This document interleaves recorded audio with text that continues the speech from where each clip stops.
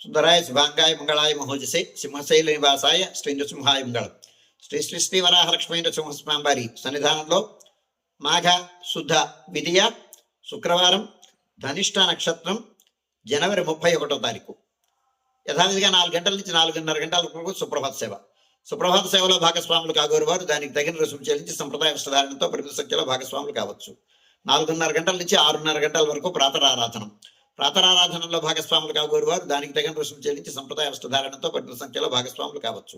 ప్రాతరారాధనలో భాగంగా నిత్యవేద పారాయణం, ఉపనిషత్ పారాయణం, దివ్య ప్రబంధ సేవాకారం, అనంతరం ధూప సేవ సమయంలో చతుర్వేద పారాయణం, శ్రీరామాయణం, భారతం, భాగవతం, విష్ణు పురాణం, క్షేత్ర మహాత్మ్యం, వరాపురాణం, శ్రీభాష్యం, భగవద్ విషయం మొదలైన గ్రంథాలన్నీ పారాయణ చేయడానికి ఉపక్రమిస్తారు.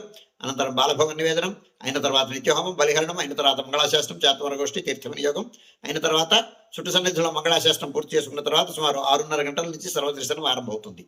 7:30 గంటలకు సహస్రామార్చనం, 8 గంటలకు శుక్రవార ప్రయుక్తంగా తాయారు సన్నిధిలో సహస్రామార్చనం, కుంకుమార్చనం, 8:30 గంటలకు ఆర్జిత గరుడ సేవ, 9:30 గంటలకు ఆర్జిత నిత్య కళ్యాణం ఆరంభమవుతాయి.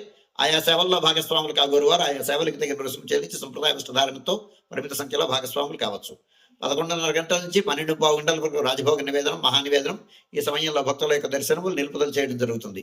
శుక్రవారం ప్రయుక్తమైనటువంటి ఆస్థానం సేవకాలం ఈ సమయంలో జరుగుతుంది. మధ్యాహ్నం 2:30 గంటల వరకు సర్వదర్శనం కొనసాగుతుంది. మధ్యాహ్నం 2:30 గంటల నుంచి 3 గంటల వరకు మధ్యాహ్న విరామం. ఈ సమయంలో భక్తుల యొక్క దర్శనములు నిలుపుదల చేయడం జరుగుతుంది. మధ్యాహ్నం 3 గంటల నుంచి రాత్రి 7 గంటల వరకు సర్వదర్శనం కొనసాగుతుంది. సాయంకాలం 5 గంటల నుంచి 5:30 గంటల వరకు సహస్రనామార్చనం ప్రధానాలయంలో జరుగుతుంది. రాత్రి 7 గంటల నుంచి 8:30 గంటల వరకు రాత్రి ఆరాధన.